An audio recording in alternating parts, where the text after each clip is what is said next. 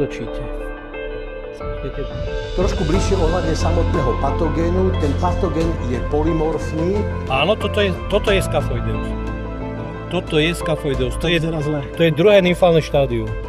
Dobrý deň, chcem vás privítať, že sme sa zišli v takomto dovojnom počte, čiže milí vinohradníci, vinári alebo pestovatelia viniča. Dnešnou témou bude vlastne téma zlaté žlknutie viniča a dovolili sme túto prezentáciu spraviť s majiteľmi tohto nádherného vinárstva a ja sám pestujem vlastne stolové hrozno. Kto ma vlastne nepozná, ja som hlavne zameraný na stolový vinič, mám zbierku cez 1000 odrôd stolového hrozna, vlastne som viac menej taký zberateľ. A taký ako ja, my týmto trpíme nájde, lebo máme niektoré odrody, ktoré veľmi ťažko sa nám podarilo zohnať, a keď máme po jednom, po dva kusy a keď prídeme o danú odrodu, už nikdy ju možno nemôžeme dostať naspäť. A chcel by som hlavne privítať vzácnych hostí, vlastne hlavných prednášajúcich, pána doktora Bruna Gavela, ktorý vlastne vysvetlí ohľadom tejto choroby, ako to prišlo, prečo to prišlo, ako sa tiež tomu brániť. A keď budete mať nejaké otázky, tak počas diskusie kľudne ho konfrontujte, vysvetlí a povie dané veci. Potom chcem privítať ďalej inžiniera Jana Gutena, ktorý nás bude oboznamovať vlastne s ochranou a ako bojovať proti tejto epidémii. A chcem vlastne privítať z blízkeho aj z ďalekého okolia, máme tu vlastne až z Košíc, z Detvy a z Lučenca, ľudí, ktorí si prišli vypočuť túto prednášku a veľká vďaka patrí manželom Holosovým, že pristúpili na to, aby sme v tomto krásnom vinárstve mohli mať túto prednášku a dúfam, že každý si odnesie z toho niečo domov a vlastne aj tí malí, čo majú možno jeden alebo dva kríky, alebo tí veľkí, čo majú hektáre, tak všetci musíme asi spoločne bojovať proti tomu, lebo inak nad tým nemôžeme vyhrať. A nakoniec ešte, ak budete mať niekto záujem o nejaké stolové odrody, tak na konci ma môžete osloviť a niečo vám potom viem aj ponúknuť. Oblečený som ako do vinohradu, lebo na konci nič není lepšie ako praktická ukážka, praktická inštruktáž. To sa mi overilo. Od júna minulého roku, kedy som začal školiť, som do dnešného dňa, vy ste 54. 54 obcí som vyškolil a miest zhruba 2100 ľudí. Lebo to je jediný spôsob, ako urobiť bariéru voči tej epidémie. Takže budeme sa venovať diagnostike a monitoringu. To sú tie hlavné dve témy. Samozrejme, že neobídeme ani tú závažnú skutočnosť, že totiž prítomnosť je prítomná len vďaka minulosti. To znamená, že to, čo máme dnes, to neprišlo. To je jednoducho fakt, že sme si vlastnou ľahostajnosťou a neodbornosťou od roku 2015 vypestovali. Upozorňoval som na to od roku 2015, ale dopadli sme tak, ako sme dopadli. Čiže teraz chytáme toho zajaca za chvost, aby to slovenské vinohradníctvo existovalo a prežilo ďalšie storočia. Toto je názorná ukážka zo Svodína, Dunaj v roku 2023 a takto v roku 2025. Teraz už ten vinohrad neexistuje, kompletne vyťatý. Toto sú reálne fakty, alebo reálna situácia v teréne, pokiaľ situáciu budeme riešiť tak, ako sme zvyknutí na Slovensku, že sa to vyrieši. Ono sa to vyrieši týmto spôsobom. Trošku terminológie, aby sme rozprávali v podstate vždy o tom istom, je rozdiel medzi chorobou a patogénom. Choroba sa nazýva žltnutie listov. V 67. roku ešte neboli diagnostické zariadenia na to, aby sa identifikovalo presne, že čo to vlastne je za ten patogén. Čiže nazvali to vedeckí pracovníci organizmy podobné mykoplazme, pretože neboli ešte v tom čase technológie na sekvenáciu DNA. Až v roku 1994, keď tá technológia bola vyvinutá, tak vlastne to pomenovali ako fytoplazmatické baktérie alebo bakteriálna fytoplazmóza. Nás zaujíma Vitis vinifera, pretože fytoplazmatické baktérie napádajú strašnú spústu rôznych drevín, predovšetkým subtropické a tropické oblasti, v rôznych štátoch a v rôznych geografických podmienkach.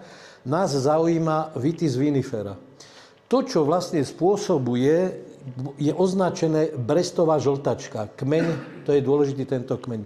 Ak sa tí, čo sú staršie, sa pamätajú, že v 70. rokoch na Slovensku kompletne vyhnuli bresty. Ja sa pamätám, keď som vtedy začal robiť na Akadémii vied, tak bakteriálna choroba. Vtedy sa to označilo bakteriálne. Nevedeli sme a nevedel sa vlastne zachrániť ten proces toho úhynu, toho brestu. V súčasnosti brest prakticky na Slovensku neexistuje, len kde tu spotovo, niekde sa v nejakom lesnom ekosystéme ten brest nachádza. To znamená, že to, čo nás zaujíma, to je to zlaté žltnutie viniča, vo francúzštine flavescens doré.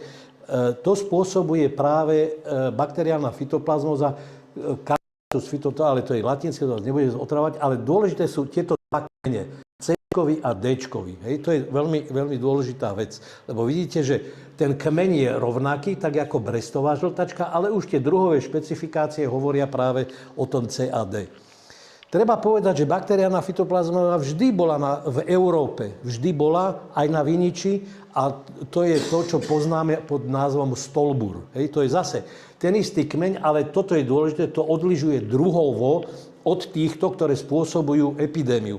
Stolbur nikdy nebol problém epidemický z jednoduchého dôvodu, pretože stolbur prenáša európsky druh cikády, Hyalestes obsoletus sa volá tá cikáda, ale tej cikáde ten vinič nešmakuje. Hej? To znamená, že len v júli, v auguste, keď už je v medziradí sucho, tak v tom prípade ona vylezie, nemá už čo sať, tak naskočí na ten vinič, neľúbi sa jej, takže zase odletí od neho. A to je práve pomôcka, ktorú vám potom vysvetlím, ako rozlišíte stolbur od epidemického zlatého žltnutia viniča. Trošku bližšie ohľadne samotného patogénu. Ten patogén je polymorfný, bez bunečnej steny. Tu na to vidíte vlastne v tom cievnom zväzku namnoženú tú bakteriálnu fytoplazmózu. Predstavte si to kvôli vizualizácie, ako keď máte vysoký cholesterol a urobí vám niekto rez žily, tak to je zhruba takto. Lebo ten cholesterol vlastne vám blokuje prietok v cievach a to je presne to isté, čo vlastne sa deje v cievnych zväzkoch viniča. Veľmi dôležitá vec je, že ten patogén prežíva v izotonickom prostredí. Izotonické prostredie je také prostredie, kde máte osmotický tlak v bunke rovnaký ako v medzibunečnom priestore. To znamená, že tá bakteriálna fytoplazma môže krásne prechádzať z tej bunky do medzibunečného priestoru a tým spôsobom sa množí vo veľkom, tak by som povedal, vo veľmi početnom množstve. Táto situácia toho izotonického prostredie sa stretáva u rastlín, u viniča vo floémových zväzkoch, to vám vysvetlím potom bližšie, a v hemolymfe toho vektora, toho hmyzu. Samotné tieto epidemické kmene prenáša jedine druh cikády, ktorú sme si dotrepali v roku 1955 cez Francúzsko. Pretože európske druhy cikád to z tých lesných ekosystémov nie sú schopné preniesť na vinič. Druhý pasívny vektor je samotný sadbový materiál. K tomu sa ešte vrátim a upozorním, na čo by ste mali dávať pozor. Jedine tento severoamerický druh cikády Scaphoideus titanus, jedine ten druh vie spôsobiť epidémiu, žiadny iný. A Európa má v tomto smere celosvetové unikum, lebo epidémia zlatého žltnutia je výlučne v Európe. Teraz, toto sú druhy európske, cikád, Onchopsis alni a Dictyophora. Náchrujem s latinčinou, ale slovenské termíny nepoznám, hej? Ale proste, aby sme to nejako pomenovali. V Európe, a to je pre mňa ako pre fytopatológa paradox, potom sa k tomu vrátim, keď som sa obrátil aj na Európsku úniu, že tá bakteriálna fytoplazmóza v Európe vždy bola prítomná a bola prítomná na iných drevinách. Hej? Napríklad tento druh, to znamená ten C-čkový druh bakteriálnej fytoplazmózy, je bežne prítomný na jelši lepkavej. A čo je najhoršie na celej veci, to je presne tak, jak u toho brestu. Na tej jelši 80% rastlín sa tvári, že sú zdravé. Vy to symptomaticky na tej jelši nezbadáte. Čiže 80% tých rastlín sa tvári, že je to zdravý bacilonosič. Iba 20% má symptómy listové, ktoré môžete identifikovať ako bakteriálnu fytoplazmózu. A z jelše na jelšu práve to prenáša táto cikáda. Druhá vec je klematis, to znamená plamienok plotný. Tam to zase prenáša táto cikáda. Prenos z týchto rastlín bol identifikovaný, a je to aj v publikáciách, len v laboratóriu. V prírode ten prenos nebol vydokladovaný, že by tieto cikády boli schopné to preniesť z divorastúcich drevín na vinič. Jediný, ktorý to dokáže, je práve Scaphoideus, toto je dospelé štádium. Je to druh, ktorý je monofágny a monovoltíny. Monofágny, že žije výlučne na viniči, a monovoltíny, že má jednu generáciu, ale ktorá je veľmi časovo roztiahnutá.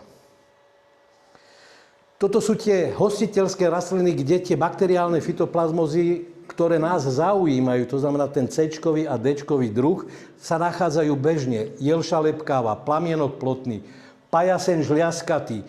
Keď som prednášal na južnom Slovensku Svätý Peter Bátorovej Kosihy, tak som ich upozorňoval. Broskyňa je takisto. To znamená, že keď v blízkosti vinohradu sú broskyne, tak budete striekať na cikádu, tak streknite aj broskyne, lebo toto je tiež zdroj možný. To, že to nebolo, tak vám poviem, že to nebolo zatiaľ v literatúre publikované, alebo teda dokázané, že je ten aktívny prenos, zicher je zicher, lebo viete, poznatky vedy sa vyvíjajú. Prvú vec, ktorú som sa naučil v prvom ročníku na Univerzite Komenského, a to bolo za komunistu, pán profesor Jedlička hovoril, študenti, nedôverujte autoritám. To znamená, poznatok z dneška je už zajtra zastaralý. Čiže treba stále študovať. To bola tá pointa. Čiže preto apelujem na to, že ešte zatiaľ to nebolo zistené, neznamená, že ten stav nemusí byť, ale preventívne, keď máte tie broskyne v blízkosti, tak treba to streknúť. Brest takisto, ale ten už na Slovensku nemáme. A potom veľmi častý je ten zaburinený porast, alebo teda tie remísky v okolí vinohradov, kde je vrba košikárska. Toto je situácia z roku 23, rozmiestnenie vlastne, alebo rozšírenie zlatého žltnutia v Európe. Zvlášť som to pripravil kvôli Nemecku. V Nemecku bola v roku 2021 zistená prítomnosť FDP, teda zlatého žltnutia viniča, ale v roku 2023 už nie je. Prečo? Nemec je disciplinovaný, nemajú zabordelizované vinice a hlavne oficiálne orgány dávajú kvalifikované informácie založené na poznatkoch. Čiže to je len na príklade toho, že dá sa s tou epidémiou efektívne boriť za predpokladu, že poprvé všetci robia to isté v správny čas. Rýchla chronológia dejov, len na ilustráciu, nejdem sa hrabať v tej minulosti, lebo mi to nerobí dobre, zdvíha sa mi z toho žalúdok. V 55. roku bol zavlečený Scaphoideus titanus cez Armagnac. Francúzi dotrepali z Ameriky nové podpníky, ale na tých podpníkoch boli nielenže vajíčka tej cikády, ale zároveň tie podpníky boli infikované. Čiže vidíte, že stačilo nejakých 20 rokov, až sa to v tom Francúzsku namnožilo, ale v roku 87 už zistili Francúzi, že to je obrovský problém. Takže v 87. roku vydalo francúzske ministerstvo poľnohospodárstva prvú tzv. Ministerský dekret, v našom prípade sa to hovorí akože vyhláška, kde nariadili povinne 3 mandatórne insekticídne postreky. Úplne jedno, či ste boli eko, bio, alternatívny, katechínsky, taký, onaký, proste všetci. A v trestnoprávnej rovine. To je presne to, čo som vám spomínal, že potom by taký sused váš, ktorý tam nechá a povie, že ja to mám v paži, no tak vo Francúzsku by to v paži nemal, pretože by išiel do basy, natvrdo. Až v 93. roku Európska únia vyhlasuje flavescens dore, to znamená to zlaté žltnutie, za karanténneho škodcu. Tu chcem práve upozorniť na to, že francúzsky úradník nečakal, až ho usmerní bruselský úradník. Lebo francúzsky úradník je človek vzdelaný a vie, čo to znamená vinohradníctvo pre hospodárstvo Francúzska. Čiže oni nariadili, nečakajúc v 93. Až v 94. potom zosúladili cez vyhlášku tie nariadenia, ktoré sú obsiahnuté v tom nariadení Európskej únie. Na Slovensku, ja keď som sa vrátil z Francúzska v 2014-2015 som urobil veľmi podrobnú fytopatologickú štúdiu v Malokarpatskej oblasti. Bol som zdesený od početného výskytu toho Scaphoidea a výsledky som publikoval Vinič a víno číslo 4 v 2015 roku. Tu sú potom tie výsledky tej odbornosti. V roku 2021 UKSUB potvrdzuje výskyt karanténneho patogénu v Nových Zámkoch. V 23. vyhlasuje karanténu v okrese Nové Zámky. Neviem, čo robili tieto 2 roky, či si mysleli, že ako sa to vyrieši. V 24. roku bolo pracovné stretnutie vinárov a pracovníkov UKSUPu. Nasľubovali všetko možné, akože čo budú robiť, aké akčné plány a proste akí budú dynamickí. Nič neurobili. Nič. Vo februári 25 firma BASF zvolala celoslovenský seminár. V Dolanoch tam bolo asi 80 ľudí. Tam ma práve oslovili vinári zo svätého Petra, ktorí ma dojali svojou argumentáciou a síce taký starší vinohradník začal tým, že majú v dedine 350-ročnú históriu pestovania viniča. Čiže človek, ktorý si uvedomuje tú kontinuitu. Lebo čo teraz ako do tej kroniky napíšu, že v roku 25 nám vládli blbci a preto sme museli vinohrady povytínať, áno? Bude to pokračovanie tej kroniky ako dedinskej. Takže toto bola vec, ktorá ma skutočne naštartovala, že asi by som nemal úplne rezignovať na boj s touto epidémiou. No a po tom odbornom seminári skutočne to už dostalo spád, pretože v auguste Strekov zase zvolal, boli tam aj UKSUPáci, boli tam aj ministerskí. A až vtedy, v auguste 25, títo ľudia úradnícky zistili, že fakt je tu epidémia. No a v januári 26, to je situácia, ktorá je, máme už v 12 okresoch karanténu. Minulosť nechajme minulosťou, ale preto sa vždy k tomu vrátim. Pretože prečo som veľmi kritický k činnosti štátnej správy, lebo treba si uvedomiť jednu vec. Dôvera v štátnu správu nie je povinnosť občana. Je to záväzok štátnej správy voči občanovi. To je úplne naopak. A prečo som veľmi kritický? Pretože ešte nás čaká druhá vlna epidémie, ktorá sa volá Xylella fastidiosa, ktorá už je vo Francúzsku a v Španielsku a tlačí sa smerom hore. To je bakteriálna choroba, ale ktorá likviduje vyše 200 druhov vyšších rastlín, to znamená ovocné stromy, lesy, samozrejme vinič. Pred 5 rokmi bol kongres v Rioche v Španielsku, kde upozorňovali na Xylelu fastidiozu už v Rioche. To znamená, že my keď tú bakteriálnu chorobu prenáša niekoľko druhov cikád. To znamená, že keď my tu riešime rovnicu, že jeden vektor, jeden patogen a odbornosť 0, tak čo potom budeme robiť v prípade tej Xylely fastidiózy? Preto som kritický, že nech sa zobudia tí ľudia. Takže sú dve základné veci, to je to, čomu by som sa chcel teraz venovať, je diagnostika versus monitoring. Diagnostika choroby sa rieši na prelome jún-júl až do septembra, kedy sa zistujú morfologické anomálie na listoch aj na generatívnych orgánoch, aby vy ste vedeli už na základe symptomatiky povedať, tak tento kľúč mám napadnutý a tento kľúč je zdravý. To je diagnostika. Monitoring, ten je v podstate od mája až do augusta zameraný na hodnotenie, kvalitatívne aj kvantitatívne hodnotenie prítomnosti toho vektora. Lebo treba povedať jednu vec. Boj s epidémiou je zameraný výlučne na boji voči vektorovi. Neexistuje žiaden prípravok, ktorý by bol schopný tú bakteriálnu fytoplazmózu zlikvidovať. To znamená, že celá optika vlastne ochrany je zameraná na boj s vektorom. Pomena na diagnostiku. Toto sú veci, ktoré, keď bude z vašej strany záujem, lebo skutočne sa mi najviac osvedčili také tie praktické inštruktáže, okrem tej teórie, potom som vždy zobral tých vinohradníkov do terénu a to bude niekde začiatkom júla, aby sme si tieto symptómy priamo v teréne ukázali, aby ste vedeli identifikovať správne, že toto mám napadnutý a toto nie je napadnutý kľúč. Prvé príznaky, keď minulý rok ste nemali vo vinici nič a cikáda vám nakazila 4 kľče, tak v tomto roku ich bude 40. Ten infekčný koeficient je krát 10. Áno.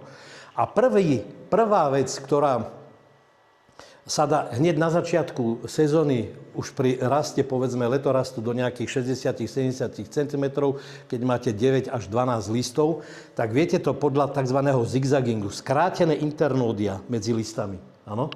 To je prvý jasný príznak, plus navyše ten letorast je gumový, ako gumová hadica, pretože mal zlú lignifikáciu v priebehu z minulého roku. Ale pozor, aby ste to mylne neinterpretovali, lebo zigzagging je rovnako spojený aj u drevokaznej huby eutypióza, lebo to spôsobuje huba Eutypa lata. Čiže vždy, keď budete pristupovať k analýze alebo k diagnostike toho ochorenia, treba vždy brať do úvahy viacero faktorov, nie len ten jeden. Typické zmena farby listov u bielých odrôd do zlatožlta, ale zase pozor, aby sa to neinterpretoval mylne s výživovým deficitom, nedostatok železa alebo horčíku. Častokrát sa to u tých bielých odrôd zamieňa. U modrých odrôd máme do tmavo-červená sfarbenie, ale zase tam môže byť tá mylná interpretácia na výživový deficit draslíka alebo horčíka. Toto je niečo, čo je absolútne typické, jednoznačné, to sa jednoducho obkecať nedá. Toto je jasný príznak zlatého žltnutia alebo stolburu. Lebo stolbur má úplne rovnaké prejavy, jak zlaté žltnutie listov viniča. Čiže skrútené dole do trojuholníka tie listy a to je rovnaké aj u červených, aj u bielých odrôd. To je niečo absolútne typické, nezameniteľné. Potom je veľmi ako taký jasný signál je striedanie sekcií zelených a hnedých, gumová konzistencia toho letorastu, ale zase je tu môže sa stať aj to, že vlastne sa to zamení s infekciou stonky a letorastu spôsobenú botrytidou. Vinohradníci väčšinou majú zafixované, že botrytida je buď v strapci, alebo tzv. Kvetová, hneď na začiatku, v máji, tá kvetová botrytida, lebo botrytida je huba saprofitická. To znamená, že Prvé nakazenie, viete, z čoho to je? Z tej z čiapočky, hej? Lebo to je vlastne odobreté pletivo a ona potvora vlastne napadne tú čiapočku, cez blíznu vlezie dovnútra, tam pekne krásne čaká, až sa vytvorí bobulka. To je presne to, čo sa stáva, že v botritickom roku vám začne hniť strapec zvnútra, pretože ona potvora sa prebudí, keď sa v bobulke zmení turgor, vnútorný tlak, nejaká mikrotrhlinka alebo niečo, tak vtedy ona vlastne z toho lôžka kvetového vystúpi a vtedy začne sa množiť a spôsobiť hnilobu. Ale je aj prítomnosť botritidy cez pazuchu listov, vlastne napadne ten letorast a tým pádom by sa to mohlo zamieňať. Ale ešte raz, keď si vyskladáte všetky tie symptómy dohromady, tak lebo na tom napadnutom kľúči nenájdete len jeden symptóm, tam ich je viacero. Tak aby ste to vedeli správne posúdiť. Potom je typické list po zovretí, to je ako keď na všech svätých máte vence zo suchých rastlín, keď zoberiete ten list, tak vám normálne vypraská, ako popraskaný. Hej. Potom samozrejme strapce sú nekompletné, ale pozor na efekt sprchania. Toto je klasika, to je úplne že vyschnuté, to je jednoznačne zlaté žltnutie viniča. Keď máte takéto polo zasušené, nevyzreté strapce, to radšej ani neberte, lebo organoleptické vlastnosti sú natoľko zmenené, že si môžete pokaziť zvyšok muštu alebo zvyšok vlastne tej úrody, keď sa ulakomíte na tieto zvýšky. To radšej nechajte tam. No, potom to vám zase vysvetlím v nasledujúcom tomto slajde. Ten Scaphoideus titanus sa je zo spodu listu. To znamená, vpichy, ktoré sa nachádzajú na hornej strane listu, to nech vás nešokuje. To je bežná cikáda Empoaska vitis, európsky druh, vždy je vo vinohrade. A na povrchu listu to máte taká čierna bodka ako po špendlíku a okolo je taký žltý kruh. Takže to je, ale hovorím, na vrchnej strane listu, to si nezamieňajte. Hej. To nemá nič spoločného s tým Scaphoidom. Potom častokrát v rannom štádiu kontaminácia 2,4-D inhibitora rastu, ktorý bežne používajú poľnohospodári v poľnej výrobe. A i keď na tých prípravkoch je takými písmenami napísané neaplikovať v blízkosti viníc a chmelníc, pretože vinič je tisíckrát citlivejší na ten inhibitor ako poľné plodiny, čiže to by sa mohlo v tom začiatočnom štádiu zamieňať. No a potom samozrejme drevokazné huby, to znamená komplex SK alebo BDA v tom začiatočnom. Už potom, jak je to pokročilé, tak to už má jasné symptómy tej tigrej kože, to už je potom nezameniteľné.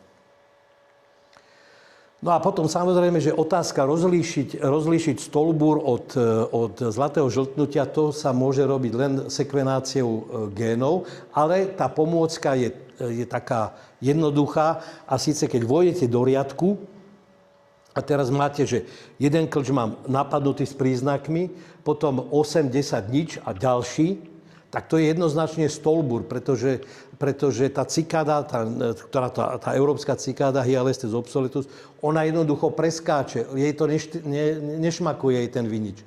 Kdežto u Scaphoidea, keďže on žije výlučne na tom viniči, tak to máte za radom 1, 2, 3, 4, 5 nakazených. Celý prúd. To je úplne jednoznačne, že to je od toho Scaphoidea. Ale rozlusknutie mám alebo nemám je len na sekvenácii génov v laboratóriu. Teraz, prečo prítomnosť jednotlivých vývojových štádií Scaphoidea, tej cikády, musíme hľadať na spodnej strane, nie na vrchnej strane. To vám potom aj prakticky ukážem, jak sa to robí pri tom monitoringu 100 listov. No, na spodnej strane. Tu mám aj rez listom, hej? Horná pokožka, parenchymové pletivo, to je to, čo robí ten list taký nafúfňaný, taký objem, aby to malo. No a tu máme žily, hej? Čiže si toto premietnite, ako keby bolo tu. No, tak z vrchnej strany ide tzv. Xylémové pletivá, alebo cievne zväzky xylémové, ktoré vedú živiny z koreňa smerom hore, aby rastlina mala z čoho syntetizovať organické látky, ktoré zabezpečujú rast celej tej rastliny, samozrejme vrátanie hrozna.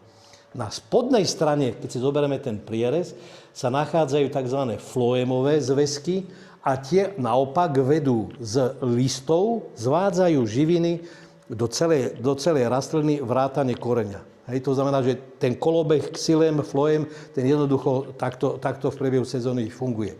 A Scaphoideus, ten sa potrebuje dostať sem. Európske druhy cikáta, Empoasca vitis, tá ide sem. Hej, preto tie vpichy nájdete na hornej strane. Ale u Scaphoidea nájdete tie vpichy zo spodnej strany. A teraz si zoberme, toto je tá cikáda, je pricucnutá na tej spodnej strane listu. Ona v prvom rade ona vypluje sliny, ktoré rozrušia tú spodnú pokožku, aby tam mohla zabodnúť ten stylet alebo bodec, aby mohla preniknúť cez tú pokožku do toho parenchymového pletiva. To je do floémového cievneho zväzku. To je sem. Teraz si predstavme, že to je vinič, ktorý je nakazený. To znamená, tieto čierne bodky, to sú vlastne zárodky, alebo teda časti tej bakteriálnej fytoplazmózy. A jak ona už ten bodec má v tom floémovom cievnom zväzku a nacucne tie živiny, tak zároveň sa dostávajú do tela tie zárodky, prechádzajú cez črevo a zhruba v oblasti stredného čreva v dôsledku izotonického prostredia tie zárodky prechádzajú do prostredia hemolymfy, ktorá vlastne, to je ako keby lymfatické uzliny, hemolymfa, ktorá obklopuje všetky vnútorné orgány toho hmyzu. Tam prebieha množenie v tej hemolymfe, lebo vajíčka, ktoré sú vykladené, i keď je samica nakazená a vykladie vajíčka, to vajíčko nie je nakazené, čo zimuje. To znamená, že z toho sa vyliahnú cikády, štádia nymfa 1, nymfa 2, tie takisto nie sú nakazené. Až to tretie nymfálne štádium je nakazené, pretože došlo už k takému namnoženiu a je tam taká infekčná nálož, že až to tretie štádium, keď začne sať, tak vtedy vlastne ono prenáša tú infekciu do neinfekčného viniča. Hej. Čiže ono to má všetko svoje fyziologické konzekvencie, že prečo na tej spodnej strane a prečo takto a prečo nie tak. No, teraz samotné vývojové štádia. V prípade cikád hovoríme o nymfách, nehovoríme o larvách. O larvách hovoríme len u hmyzu, ktorý má premenu dokonalú, to znamená, že má kuklu. U cikád vlastne hovoríme o nymfách, pretože už prvé štádium, ktoré sa vyliahne z vajíčka, je veľmi podobné dospelcovi. Hej. A tým pádom, jak ona rastie, to znamená prvé štádium, druhé, tretie, štvrté a piaté, tak vždy sa zvlieka, ona sa zvlieka ako had. To znamená, z toho zvlečenia ten chitinózny kabát zostáva, a to nazývame exúvie, ktoré sú takisto prichytené na spodnej strane listu, ale netreba ich zamieňať so živým jedincom. Hej. Lebo tým pádom jedna cikáda dá 5 tých kabátov, respektíve tých exúvií. Tie rozmery sú od 1,5 do 5 mm a dospelce 5,2 a 6,5. Takže keď na ministerstve v októbri jedna pani ako mi hovorila, že vlastne mi povedala, že vlastne vy ste si sami vinovatí, lebo vy ste nenahlásili výskyt cikády u ksupu, tak som ju poprosil, že nech zavre oči a si predstaví starého otca svojho, ktorý má 65 až 70 rokov, ruky vyťahané až po kolena od roboty. A tento človek má nájsť nymfu 1,5 mm.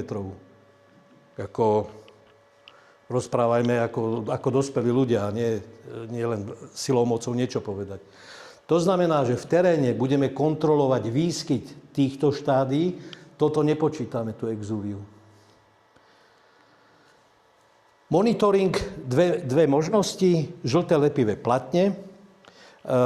Tam je prach fitosanitárneho zásahu minimálne 3 jedince na platňu a na týždeň. Hej. Ale je to vždy lepšie ako nič, ale je to taká brblavá robota, lebo vám to zalepí, nech to uchytáte ako chcete. Vždy tam máte listy, máte tam muchy a v tom maglézi, čo sa nachádza na tom lepe, je skutočne niekedy problém nájsť nájsť toto už sú tie dospelce, ale to prvé alebo druhé štádium je veľký problém nájsť, hovorím, lebo tam máte všetko, hymenoptery, muchy, úplne kompletne všetko. Ale je to vždy lepšie ako nič, vyhodiť tie žlté lepivé platne. Tam je, myslím, to už povie pán inžinier, 5 alebo 6 5 kusov na hektár. No. Mne, čo sa osvedčili a čo som sa v tej Francii naučil, je metóda 100 listov. To znamená, idete do vinohradu, podľa samozrejme toho, že akého máte dlhý, akého máte široký, sa náhodne vyberie 20 klčov. Hej. Povedzme, si označíte 4 riadky, ja vám to potom ukážem, 4 riadky, v každom riadku 20 klčov, ale nemusíte vždy kontrolovať ten istý klč. Jednoducho, čo doporučujem je označiť si riadky, ktoré budete kontrolovať. Hej. Ale klče v rámci toho riadku náhodne vyberiete, pristavíte sa k tomu klču a zoberiete list, ani nie rýchlo, ani nie pomaly, otočíte zo spodnej strany, aby ste vedeli odpočítať prítomnosť tých jedincov. Treba to robiť medzi 9. a 15. hodinou, lebo vtedy oni nie sú aktívne. To znamená, oni tam čučia pricucnuté na tej spodnej strane listy. Ako náhle to robíte predtým alebo potom, to tak lieta, že to nemáte šancu. Proste to je tak mobilné a tak aktívne, že to nemáte šancu. Čiže keď to robiť, tak to robiť medzi 9. a 15. Preto sa to nazýva metóda 100 listov, lebo na každom klči skontrolujete 5 listov. Berete to od hlavy, keď nemáte očistené kmienky, tak v prvom rade kontrolujte na tých výmladkoch. Tam pozerajte listy, točte tie listy. Hej? Ale celkovo na tom klči 5 listov, no pretože tá cikáda, ona je veľmi zlý letec. Ona sa len odrazí, rozťahne kríla a pasívne sa niekde nechá odniesť. Ano? To znamená, že vy keď ona nepoleze hore na 2 metre, že ona nie je alpinista, na čo by tam liezla, hej? Keď má dostatok živiny od spodu. To znamená, že prvá vec, výmladky, keď nemáte očistené kmienky, alebo potom, jak je hlava, tak odtiaľ brať tie prvé listy, maximálne na jeden klč 5 listov. Prach karanténnych opatrení je 25 na 100. Čiže keď na tých 100 listoch nájdete 25 a viac jedincov, úplne jedno, či to je prvého štádia, druhé, štvrté, piaté alebo dospelec, ale 25 na 100.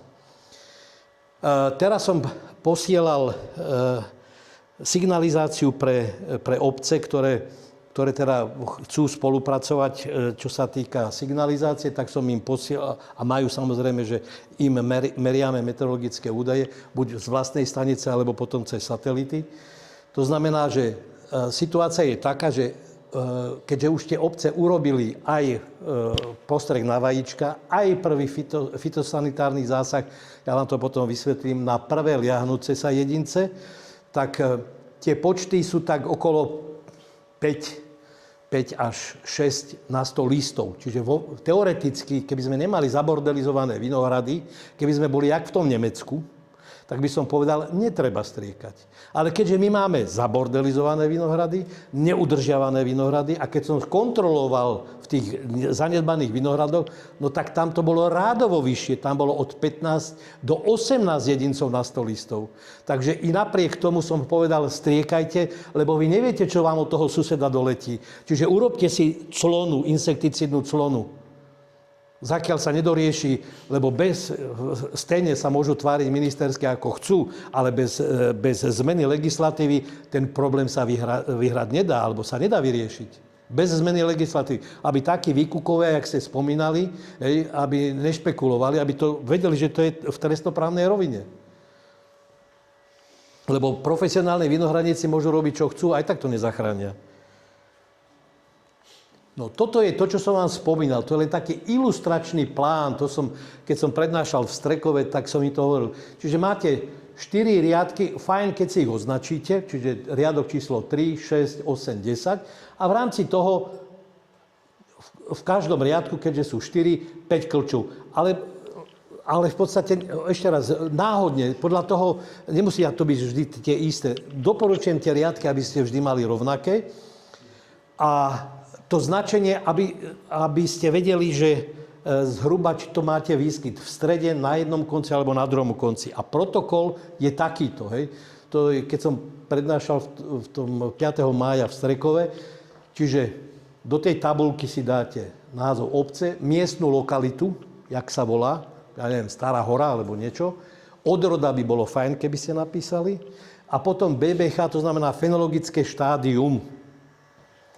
Podľa, to tu máte. Mne osobne sa najlepšie ujala táto metóda. Ja som si urobil fotografie, to aj tam máte, ale na A6-kový formát, lebo vy to musíte dostať do oka. To není zase jadrová fyzika, lebo vy keď to prekontrolujete zo párkrát, tak ona je tak nezameniteľná, tá cikáda, to štíhle telo, čierna bodka na zadku, 2 fúze napravo, 2 fúze naľavo, to je nezameniteľné. Čiže je fajn, ja to mám. Ja som sa takto vyučil sám, keď som robil v tej Francii. Čiže mal som to so sebou a vždy, keď som si nebol istý, je to ono, není to ono, tak som si to skonfrontoval. A to isté je dobre mať tie fenologické štádia. Prečo? No pretože netreba sa oddávať falošným myšlienkam, že dneska sa vyprsíme k heroickému počinu a máme to vyriešené. Toto máme tak na 20 rokov zarobený problém. Na 20 rokov určite. To znamená, že vy, keď si to budete takýmto spôsobom notifikovať, tak opäť o 6, o 7 rokov budete vedieť, že na tejto lokalite, na tejto odrode sa mi to plus minus autobus vyskytuje v tomto fenologickom štádiu. To je pre vás informácia. To je pamäť vinohradu, vášho vinohradu. Preto je to dobré nejakým spôsobom si archivovať, notifikovať, lebo viete, človek zabudne, máte 1500 rôznych problémov a starostí a nebudete si to pamätať, lebo každý to si zapamätá, nezapamätáš si to. Hej? Ale to je práve to, aby ste jedine systémovou robotou sa vieme s tým popasovať, aby nedošlo k situácii, tak jak v Strekove, že sa musia likvidovať celé hektáre. Že by ste likvidovali len kde to spotovo v dôsledku, ja neviem, náletu od suseda, od zanedbaných vinohradov. Hej.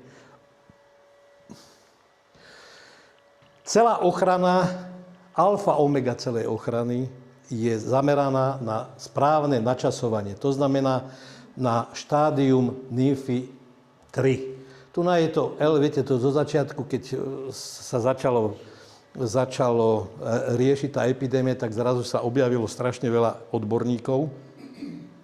A keďže prevzali tento obrázok z anglickej literatúry, no tak L v tomto prípade je life stage, to znamená životné štádium. A tým pádom oni si myslia, že to je larva. Tak všetci, ja keď to počujem o larve, tak mi to trhá uši. Hej? Takže to len aby ste vedeli, že na to nymfálne štádium číslo 3, na to je vlastne zameraný celá tá stratégia boja s tou epidémiou. Prečo na N3? Lebo tá je infekčná. A vy keď sa strafíte, ja vám to ešte poviem, lebo ono to zase nie je také jednoduché. Vy keď sa strafíte na tú N3, tak vy likvidujete aj tie, ktoré sa vám predčasne, ktoré sú tam vyliahnuté L1 aj L2, teda nymfálne štádium 1, nymfálne štádium 2. Čiže vy nezabíjate len to nymfálne štádium 3. Hej. Treba si uvedomiť, že tie jedince žijú desne dlho. Od 70 do 100 dní, od prvej nymfy až po dospelca. No, tu vám to chcem ukázať, že lebo je to také úsmevné, že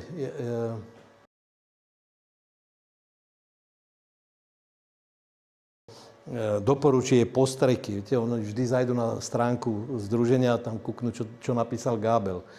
Ale pointa je v inom. Toto je situácia z roku 25. Metóda 100 listov. Málo kto to urobí, len taký starý blázniak som ja. Hej. To znamená, že toto je záchyt prítomnosti jedincov skafoidea metódou 100 listov. Na základe toho bola potom matematicky vypočítaná frekvencia kladenia tých vajíčok. A teraz si predstavte, že to liahnutie, respektíve život tej samice v roku 25, on trvá júl až august. A v priebehu tých 2 mesiacov na 1 hektári máte 10 000 jedincov. Z tých jedincov 5 000 sú samice. A teraz tie samice ona žije nejakých 50 až 60 dní. A teraz ona čo potrebuje? Ona potrebuje 48 hodín potom, jak sa zvlečie do štádia dospelca, striduluje, to znamená vydáva sexuálnu frekvenciu, aby bola oplodnená. Samec príde, oplodní ju, odovzdá jej spermatofor, to je taká kapsula, ktorá je naplnená spermiami. Ona tie spermie spotrebuje, vykladie oplodnené vajíčka a zase láka ďalšieho samca, aby mohla znovu klasť tie vajíčka. Čiže keď si predstavíte tento proces v priebehu 2 mesiacov, tak máte vlastne máte v tej vinici urobené také skupiny tých vajíčok na časovej báze. Áno? A to je vlastne presne toto. To znamená, že máte prvú skupinu znášok, ktorá je na 30, kvantilom 30 sa to označuje, vlastne ohraničená na tej časovej osi, že to je tých 30% dní, ktoré kladie. Čiže toto je prvá znášková skupina. A samozrejme z tejto prvej znáškovej skupiny treba urobiť prvý postrek na nymfálne štádium 3, ktoré sa liahne. A preto najprv Uxu povedal, že Gabel sa pomýlil, že nariadil prvý postrek 9. mája. No. A potom zistili, že oni nemajú nič lepšieho, tak hneď potom vydali alert pre celé Slovensko. Treba striekať 10. mája. Ale to najprv Gabel musel publikovať. Ale prečo? No pretože toho 9. mája už boli N3 z tejto prvej znáškovej skupiny. A vy musíte gro celého boja je v tom, aby ste stlačili tú populáciu skafoida na čo najnižšiu mieru. To, čo bolo infikované minulý rok, to nezachránime, ale aby sme zabránili šírenie tej epidémie, musíme kontrolovať tú populáciu. No a teraz bol vydaný druhý alert, to je práve na túto najpočetnejšiu znáškovú skupinu, to je táto druhá, a ten tretí, ktorý ešte dopočítavam, bude na túto znáškovú skupinu. A tým pádom máte vlastne vykrytý celé to liahnutie. A ďalšia vec, ktorá je veľmi dôležitá, lebo teraz napríklad tiež Maďari si oslinili prst a vydali alerty, to vám chcem povedať. Pozrite sa, toto je situácia presne z roku 25. Tu je tá krivka toho kladenia, ktorú som vám ukázal na predchádzajúcom snímku. Priebeh teplot v januári a v marci fundamentálne ovplyvňuje to, či to zoskupenie znášok z roku 25 za tie 2 mesiace bude rovnako sa preklopí aj do roku 26. Čiže či to máte tak roztiahnuté, jak sú kladenia v 25., či sa to presunie do roku 26. Keď sú teploty menej priaznivé, tak ono to spôsobí jak akordeón. To znamená, stlačí vám tie znášky.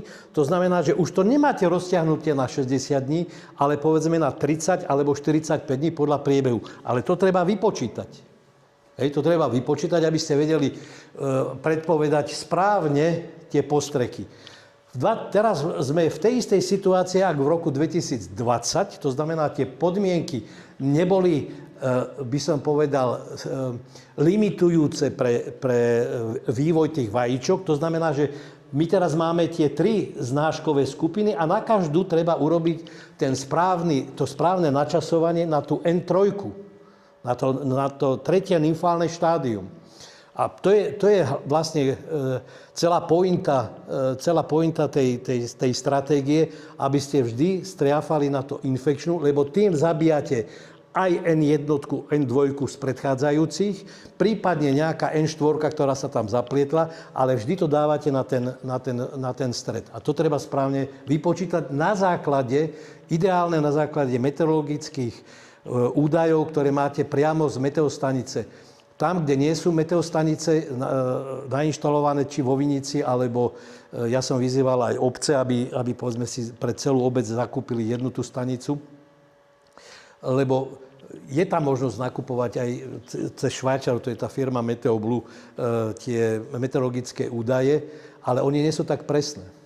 Viete, a tu pri tom vývoji plus minus 2 stupne Celzia každý deň je setsakramenský rozdiel. Hej? Čiže vždy to je presnejšie, keď sa to bere z tej terestriálnej stanice, ktorú máte priamo v katastri alebo v chotári umiestnenú, alebo obec to má niekde umiestnené. Čiže toto je situácia, s ktorou bojujeme tohto roku, ale na ten budúci rok môže byť situácia, to je to, čo som... Ja neviem, aké bude v roku 27, aká bude situácia v priebehu januára, marca, ale kľudne sa môže stať to, že sa to jednoducho stlačí a už to nebude tých 66 alebo 65 dní, ale bude to 30 alebo 35 dní a v tom prípade samozrejme už musí ten cielený postreh byť inakšie načasovaný, aby ste chytili tieto dve veľké zoskupenia. No, čo sa týka sadbového materiálu, lebo som spomínal, že druhý najväčší znečisťovateľ, alebo teda prenos infekcie je cez sadbový materiál. To Francúzi so Švajčarmi vydumali, vyskúšali najlepšiu kombináciu ponorenie sadeníc 45 minút do vody s teplotou 50 stupňov Celzia. Tá kombinácia sa im ukázala ako najsprávnejšia. To znamená, že pobyt tých sadeníc pri takýchto teplotách likviduje aj fytoplazmózu, samozrejme, že aj vajíčka, ale neodrazí sa to na ujatosti štepov. Hej, to znamená, to je niečo, čo je odskúšané a od dodávateľa sadeníc, prosím vás pekne, požadujte od neho ten certifikát. Keď bude sa vykrúcať a rozprávať, to sú blbosti. Máte riziko, že vám to cez... Lebo vy neviete, tá jeho škôlka bola v blízkosti, nebola v blízkosti. To je vlastne situácia roku 20 a zanedbanie zo strany UKSUPu, že oni síce vyhlásili v 21. roku výskyt fytoplazmózy, ale pánko ďalšie 2 roky vedľa škôlka ďalej posúval tie sadenice z infikovanej zóny. Čiže to krásne rozšíril do celého okresu Nové Zámky. Teraz, stratégia ochrany. To je to, čo sme si dali aj sem na náš banner. Prosím vás pekne. Boj s epidémiou je kolektívny šport. To není atletika. Preto možno, že do budúcna, keď zavoláte aj primátora alebo starostov obcí, aby aj títo ľudia pochopili, že tu musia byť nielen profesionálni vinohradníci, ale aj záhradkári.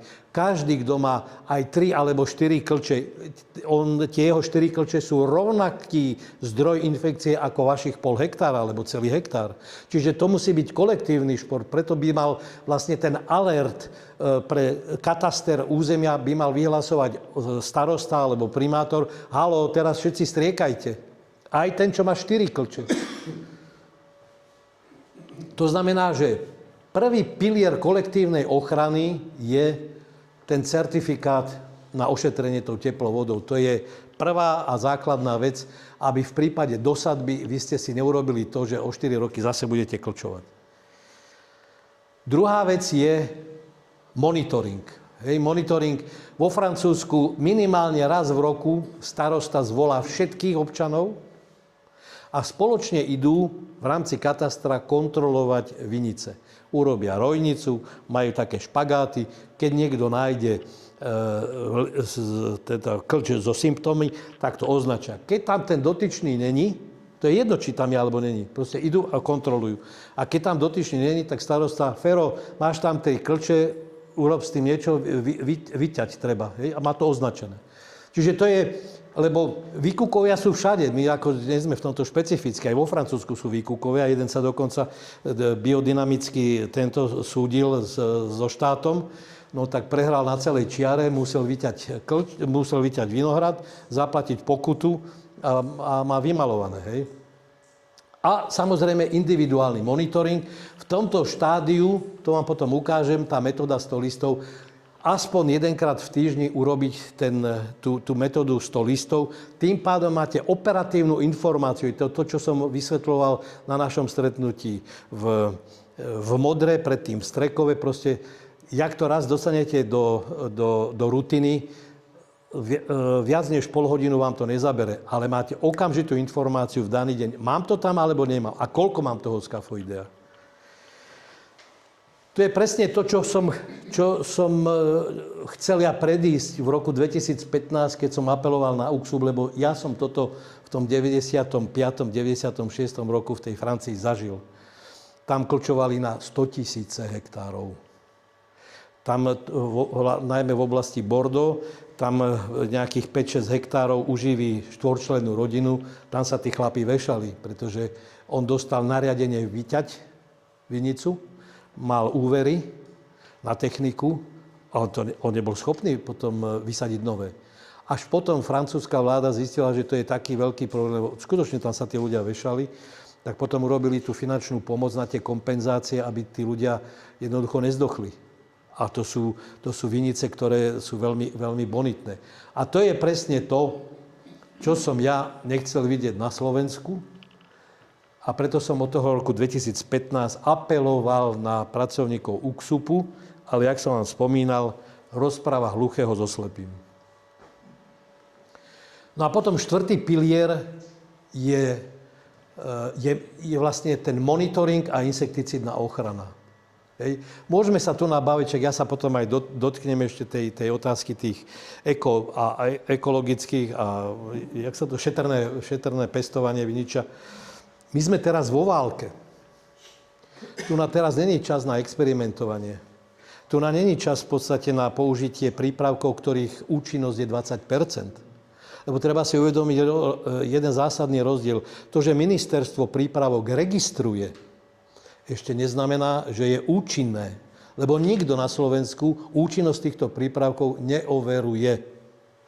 Oni to len papierovo registrujú. To znamená, že keď robíte konvenčným spôsobom obrávania a používate konvenčné insektícidy, vtedy stačí ten monitoring raz v týždni. Ideálne, keď si zvolíte deň a vždy keď je to streda, tak niekto je vždy streda, keď je to štvrtok, aby časová os medzi tými dvoma kontrolami bola vždy rovnaká.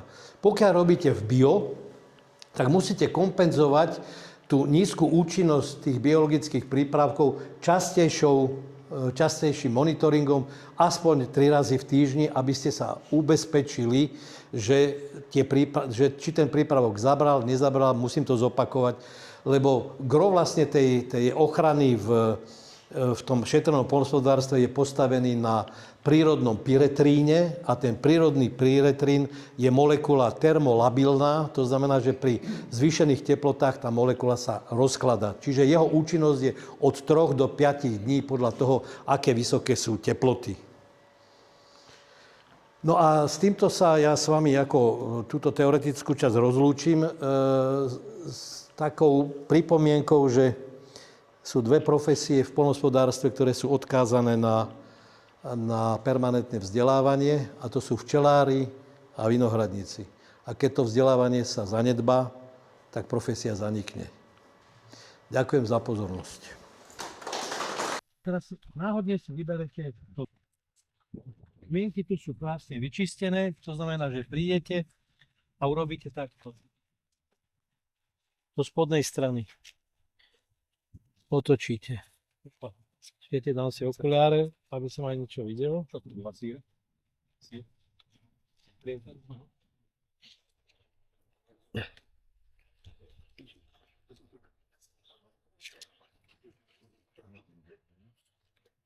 Hej, a na jednom klči berete 5 listov, otočíte.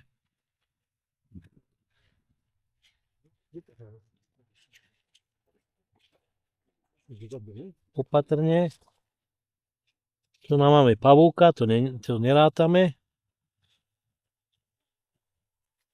Kedy ste striekali sírov?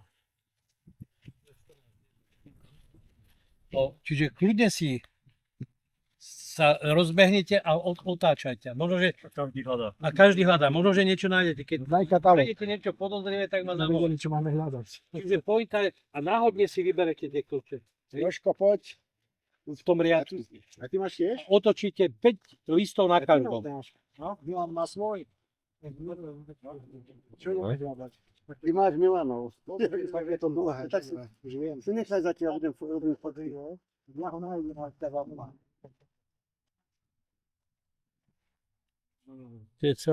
Celá pointa je v tomto.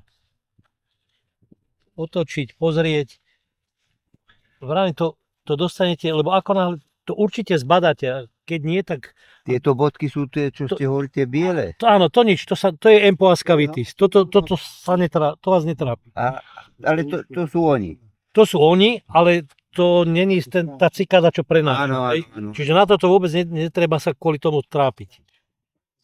Áno? To je tá európska. Aj z druhej strany to vidíte, že tam je aj to je troška inakšia barva je na tom, akože, kde to bolo ako zasiahnuté, že? Hej, no áno.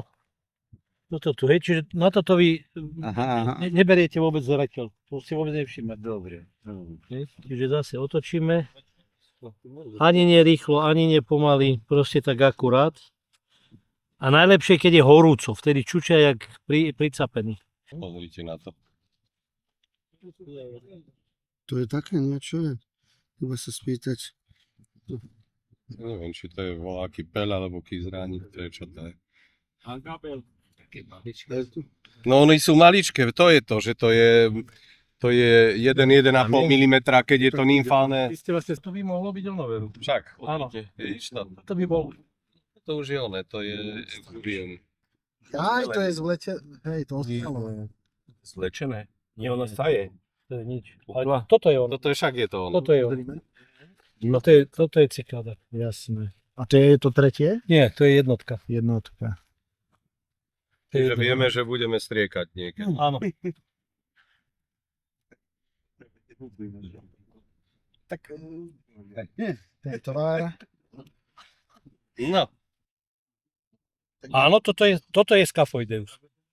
Toto je Scaphoideus. To vyzerá zle. To je druhé nymfálne štádium. To už druhé, hej. To je dvojka. To, čo bolo prvé sme našli, to bola A jednička. kde vidíme tie fúzy?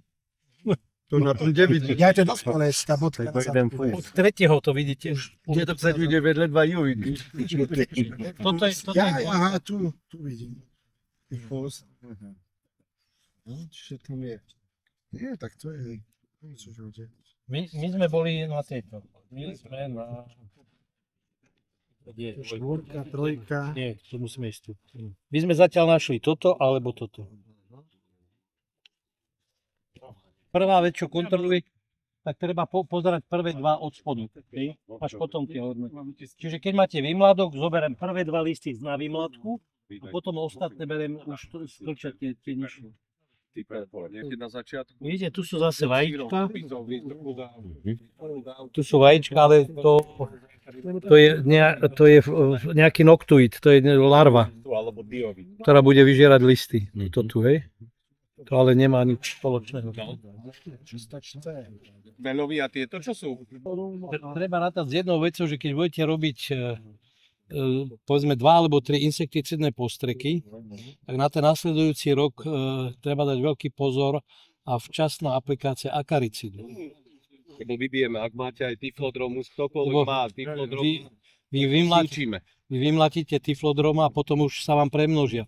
A najhoršie je to, čo bolo v niektorých regiónoch Slovenska tento rok. A síce, že keď máte štádium 0,711, to znamená prvý samostatný list, a teraz sú nízke teploty. To znamená, vinič má nejaký prach vývoja, ale teraz pomaličky tlačí. A tá sviňa,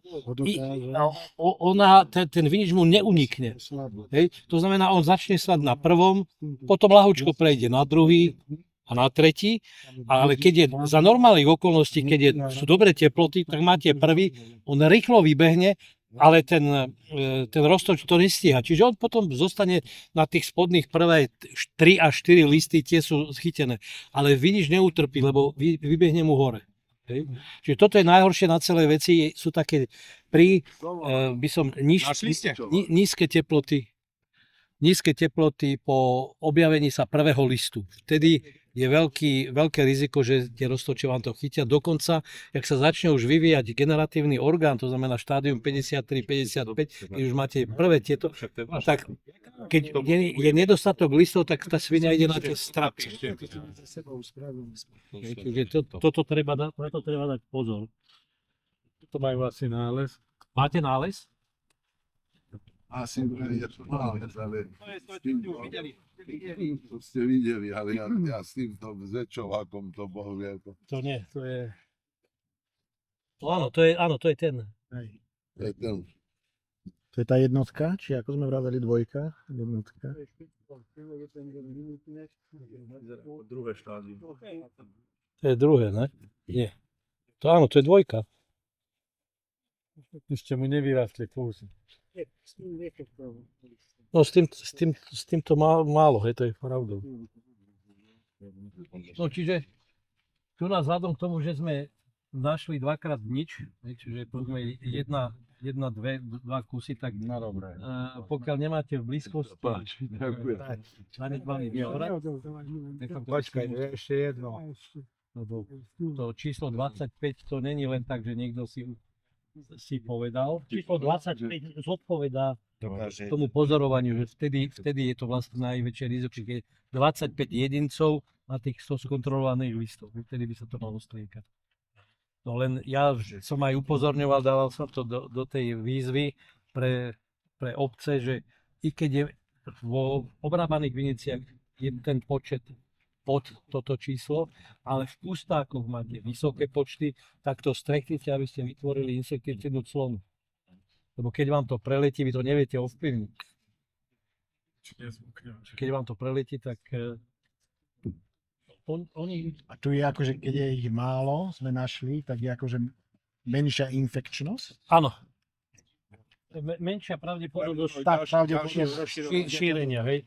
No, preto oni v tom Nemecku to úspešne zvládli za pár rokov, lebo oni nemajú tie zabordelizované vinice. A keď urobia presný timing, že kedy treba na to postriekať, tak za 3 roky vlastne mali zlikvidovanú tú epidémiu Nemci. Česi sa prsia ako najväčší experti, ale v podstate oni to tam nemajú, lebo z Nemecka majú nulu, Rakúšáci takisto, jedine cez tú skalicu, že by sme im to tam šupli. Aby sme schopní.